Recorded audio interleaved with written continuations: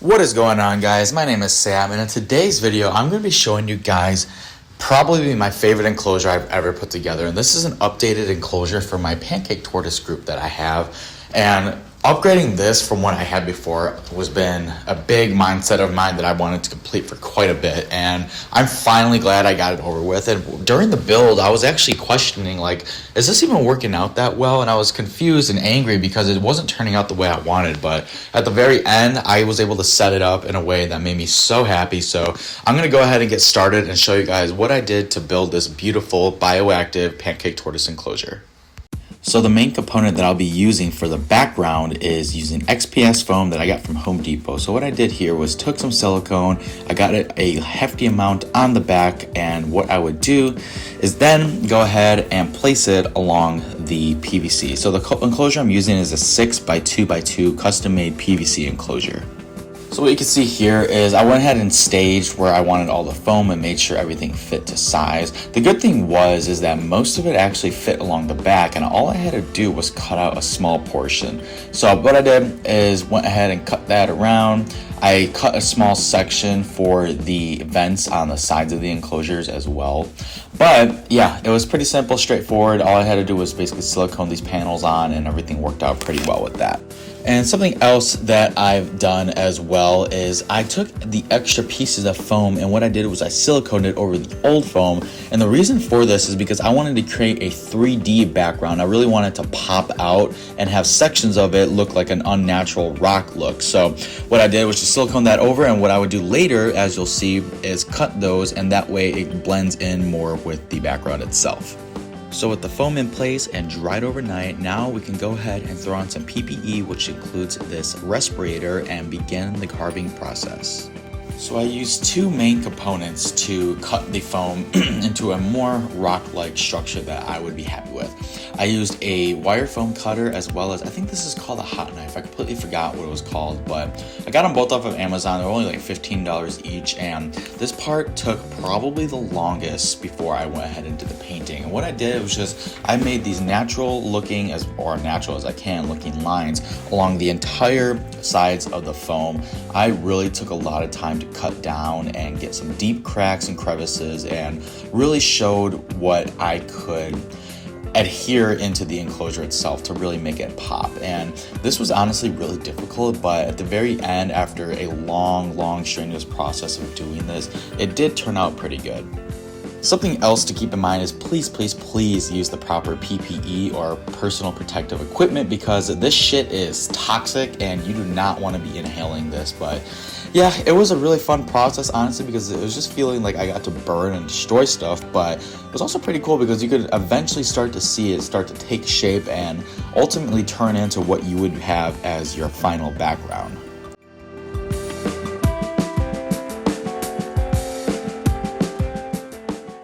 When I was finishing carving things out, I then tightened everything up with this butane torch that I purchased off of Amazon. I'm really glad I bought this because after burning it, as you'll see here, it kind of just tightened everything up and made it a little bit sharp looking, and really just gave it that final texture that I really needed to make the background look realistic.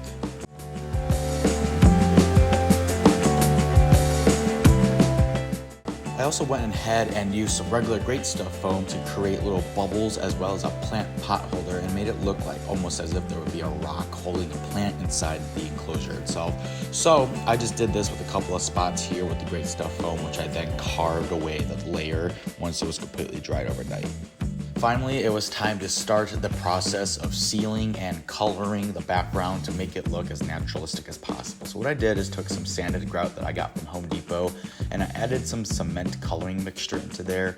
I went with darker colors at first so I can get a nice underlay, and then eventually I would go lighter over that.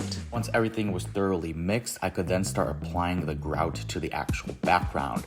Now, it's gonna look like complete shit at first, and you'll see that here in a second. It's just gonna be basically just a gray looking pop-up rock looking thing, but as time continues and I were able to add more layers on, it will then start taking a nice color to it.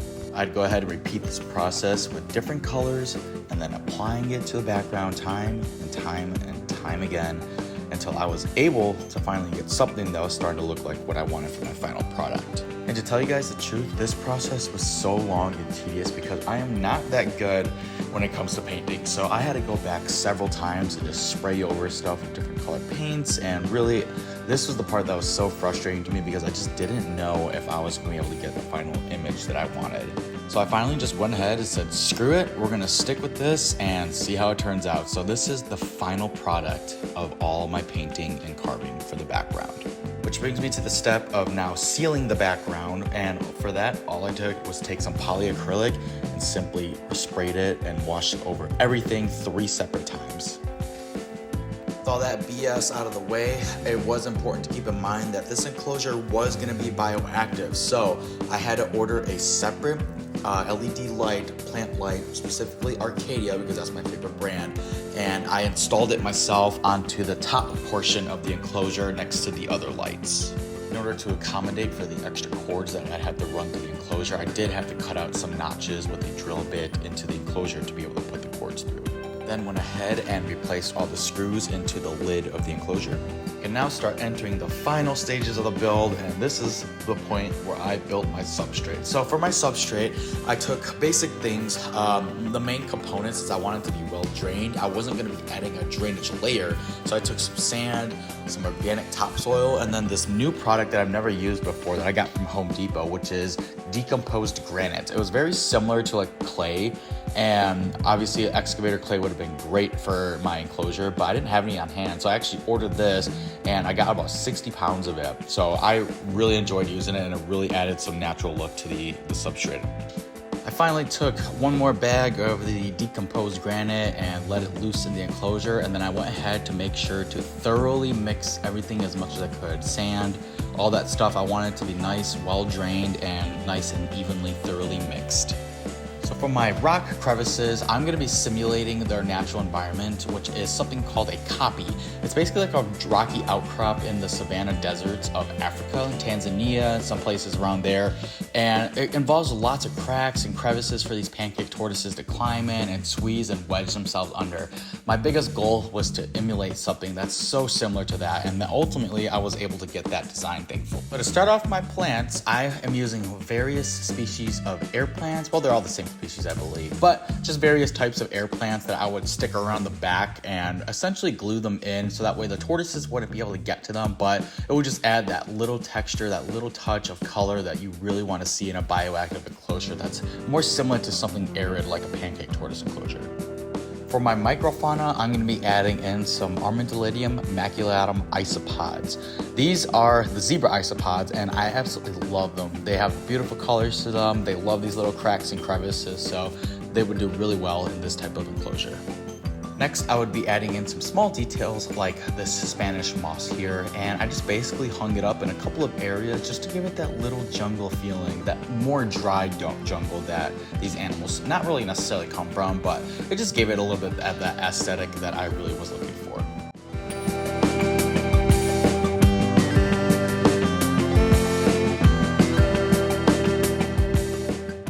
Moss was in, it was just about adding their water bowl, adding some other little plants here and there. I did add some succulents in there, especially that one in that top corner that you'll see at the end, but it was really just about completing the look and having that main rock feature become the centerpiece of the attention. And once everything was said and done, this is what the final project looked like. Thank you guys so much for watching. I would really appreciate a subscribe button. This video was a blast to make. I had such a fun time really putting together something so beautiful, naturalistic, and really just a piece of art in my mind for these animals. Thanks guys for watching, and we'll see you next time.